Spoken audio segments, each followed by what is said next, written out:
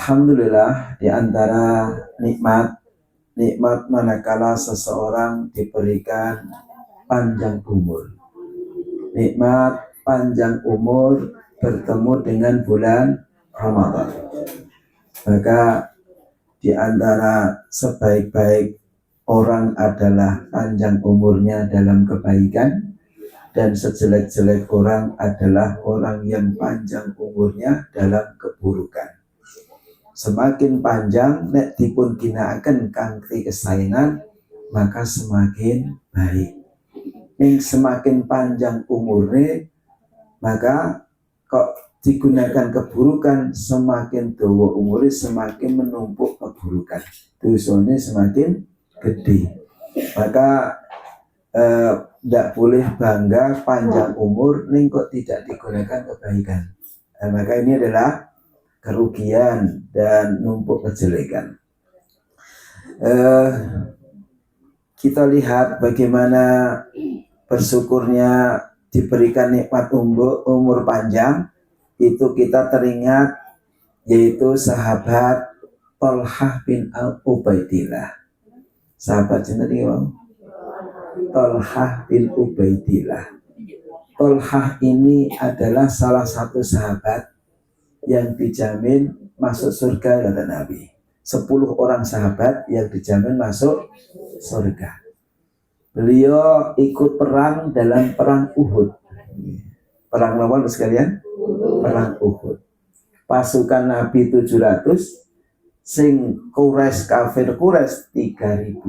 Nah, 3000 sama 700 banyak mana Ustaz? Banyak 3000. Namun yang 3000 awalnya itu kalah terporak-porandakan dengan pasukan Nabi 700 atas pertolongan Allah Subhanahu wa Ta'ala. Namun pada akhirnya karena Nabi menempatkan ada di antara 700 orang itu 50 orang di bukit pasukan panah. Sudah diwanti-wanti Nabi, wahai sahabatku, kalau tidak ada komando jangan turun. Nah, akhirnya sudah dikira menang, sudah turun, akhirnya apa? Terdesak. Nah, salah satunya yang menjadikan tameng Nabi SAW, yang berusaha supaya Nabi itu tidak terkena panah adalah sahabat Thalhah bin Ubaidillah. Sampai punya luka itu 70 luka. Kena panah, kena macam-macam. Itu demi apa? Melindungi Nabi Sallallahu Alaihi Wasallam. Bahkan disebutkan Nabi, Thalhah ini kalau ingin melihat syahid yang berjalan, maka lihatlah Thalhah bin Ubaidillah. Salah satunya. Sahabat Thalhah nikawa itu mimpi, was kalian. Mimpi tentang 2 orang yang masuk Islam, yang satu rajin beribadah, jihad fisabilillah sehingga mati. Yang satunya masih diberi kesempatan 1 tahun umurnya panjang. Kemudian ibadahnya dia buatan jihad fisabilillah, buatan mati dalam perang, tetapi beliau istiqomah dalam ketaatan sehingga dalam 1 tahun menikah bertemu dengan bulan Ramadan. Lalu mimpinya itu Thalhah bin Ubaidillah mengatakan, ya Nabi, kok mimpi saya itu yang dipanggil masuk surga dahulu adalah kok orang yang kedua. Orang yang wafat tidak jihad, tapi wafat di biasa-biasa saja. Lalu Nabi mengatakan, apa yang mengherankan kalian? Bukankah orang yang masuk duluan itu karena masih diberikan umur panjang 1 tahun?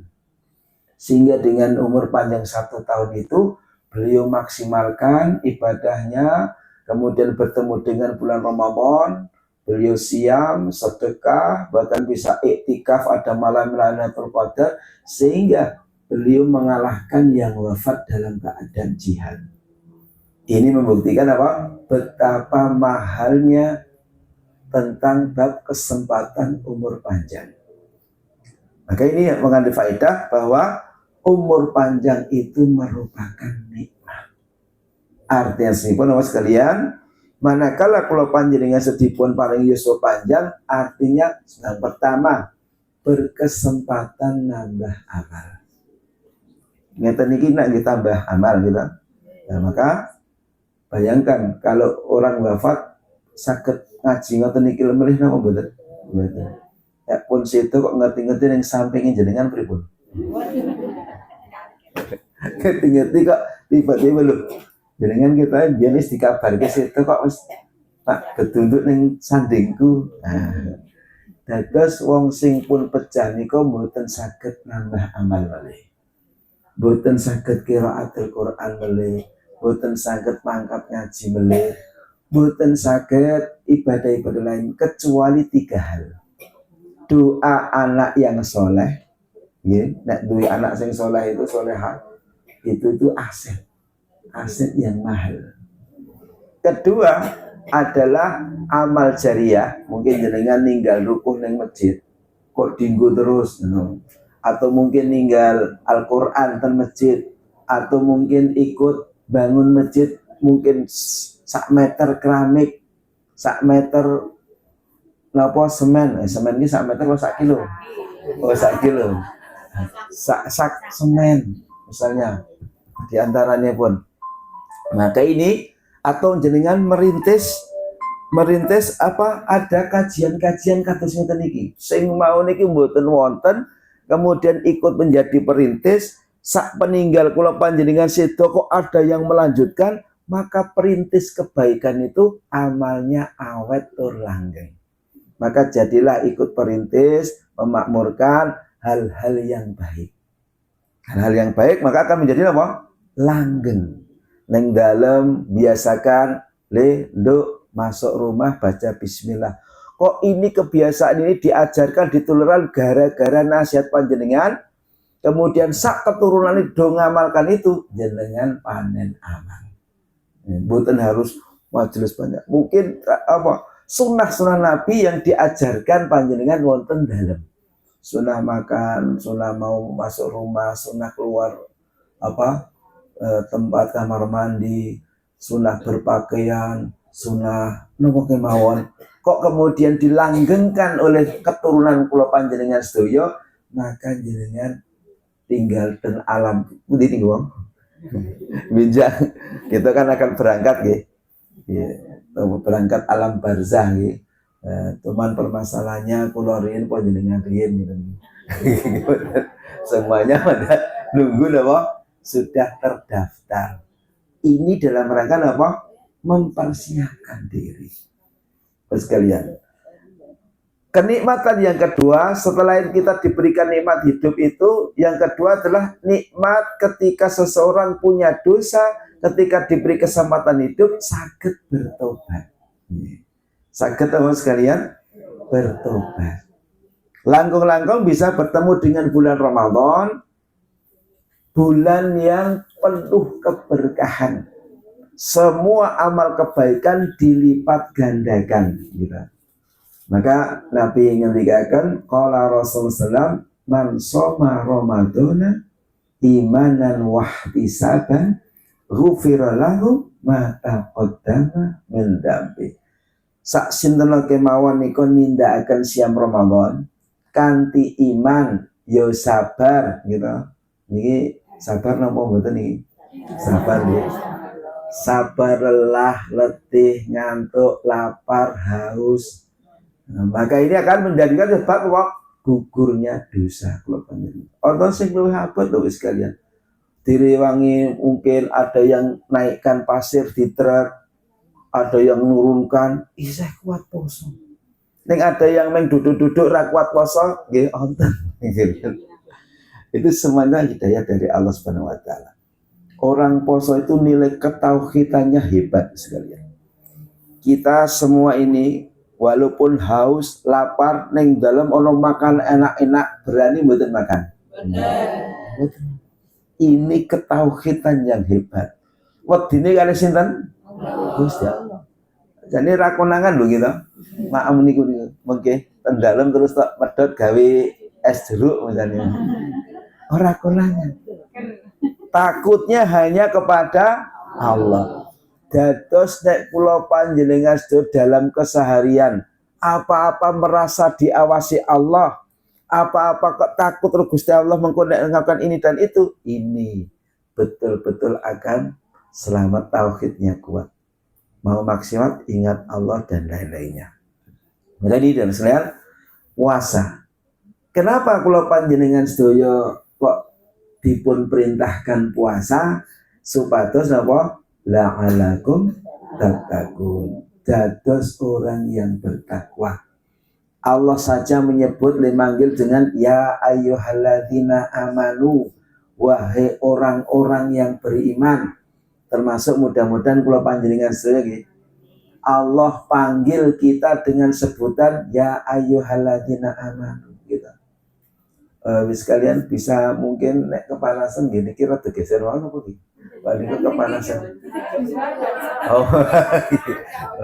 Oh, sengaja berjemur, Masya Allah. Luar biasa gitu. Vitamin D gitu. Vitamin D. Oh iya, alhamdulillah. Ternyata tidak semua yang kepanasan kita telan ternyata malah bermanfaat. Alhamdulillah, semoga sehatnya. Kita teruskan. Panggilan orang beriman. Panggilan orang beriman itu panggilan secara khusus. Tidak semua orang beriman loh Bapak sekalian. Onten sing malah beriman selain Allah. Maka ini. Yang kedua, kenapa dipanggil ya ayyuhalladzina amanu? Karena wong beriman itu orang yang paling siap nindakaken ketaatan. Ketika diperintahkan poso, poso. Sami'na wa atona. Ketika ditindakan konsolat, sami'na wa atona. Kon menjauhi larangan Allah, segera larangan. Kon napa kemawon nggih? Ini adalah diantara orang beriman itu orang yang paling siap menjalankan perintah Allah dan orang yang paling siap menjauhi larangan Allah Subhanahu wa taala. Maka sekalian, berkait dengan ibadah, ibadah menika dilakukan ada perintahnya, ada contohnya. Pada dasarnya haram ibadah itu kecuali ada apa? Perintahnya. Salat onten perintahnya mboten? Onten. Zakat, wudu, ibadah haji onten perintahnya. Kalau makanan pada dasarnya semua adalah halal kecuali yang dilarang. Napa-napa sing dilarang? Dahar babi, dahar guguk, dahar hewan yang bertaring. Yang dilarang itu adalah tidak boleh. Begitu juga larangan membunuh katak. Dilarang membunuh kodok. Dilarang oleh Nabi Sallallahu Alaihi Wasallam. Terus kan? Ya, karena memang Nabi larang. Karena Nabi larang. Nabi sendiri yang melarang untuk membunuh. Wallahu alam kenapa kok? Ya, kalau tidak tahu insya Allah dimaafkan. Ya banyak istighfar. Wallahu alam ya. Ini Nabi melarang membunuh apa? Kata. Yo kalau tidak tahu tidak apa-apa. Banyak istighfar. Kan ini pentingnya ilmu kan ngaten nggih. Tadi yang belum tahu jadi tahu. Dulu kalau nggak tahu juga makan saren juga makan. Nah gitu. Kalau nggak tahu karena wong tua biyen le nek beleh pitik kono sanggup batok gitu. Untuk gue wadah napa? Datang darahnya bawa pulang digoreng gitu. Dulu zaman bodoh gitu. Tapi ternyata itu haram. Pun nanti ngalami nama buatan sekalian. Para pini sepuh kan ingin ngalami. Ini era sakniki pun buatan nonton. Kok boleh kita boro-boro ketedingan nggih. Wong daging didepiwe wegah sakniki. Riyen niku apa-apa enak gitu. Apa-apa dulu enak, ada telur diparuh enak gitu. Seprapat enak. Kemudian ayam dibagi-bagi juga enak gitu. Sampai demikian makan intip dine duduh enak. Berarti pun nanti ngalami gitu.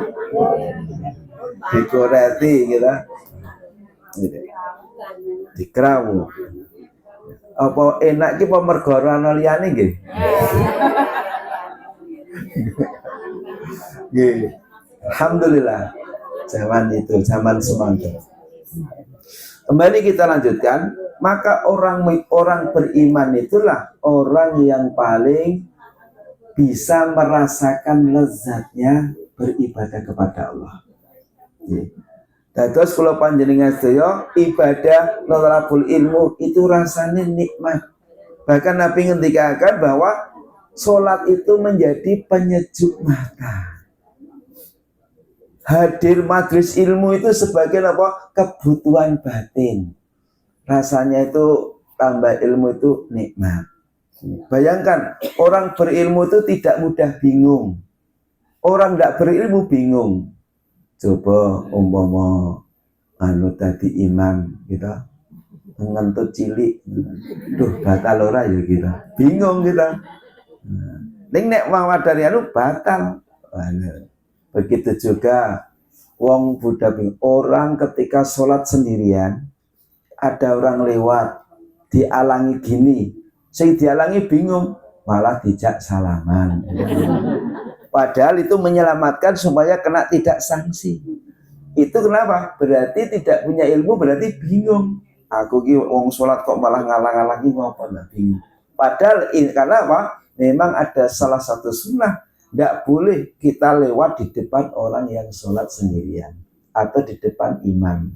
Sanksinya lebih baik berdiri selama lama 40 sekian wallahu alam, 40 jam, 40 hari, 40 bulan wallahu alam. Tetapi sanksinya berat. Kita tidak kuat. Maka diselamatkan dengan apa? Menghalangi itu. Bagi orang yang tidak berilmu malah apa nih mau? Salah. Bedanya orang berilmu sama tidak. Orang berilmu itu juga detik demi detik, menit demi menit, berjam setiap hari ada peluang tambah amal. Bayangkan nyopot serandal saja gitu, nganggo serandal jak 4 sunnah. Itu baru itu toh. Bangun tidur, mau tidur, pakai baju ini. Semua orang berilmu bisa dijadikan aset tambah amal dalam rangka apa? Mencontoh Nabi kita Muhammad Sallallahu Alaihi Wasallam. Jangan dikira kalau kita hadir di majelis ilmu ini kita saja yang hadir, tetapi ada malaikat khusus mencari majelis ilmu yang di sana setelah ketemu majelis ilmu maka malaikat itu mendoakan, ya Allah ampunilah dia, ya Allah rahmatilah dia. Ini pikantuk rahmat doa malaikat, pikantuk doa ampunan. Nah ini kan. Ya cuman tantangan hadir majelis ilmu memang ada-ada saja. Kadang sibuk, kadang capek, kadang malas, kadang ngantuk. Maka itu adalah malas dan lain-lainnya itu adalah godaan apa? Syaitan.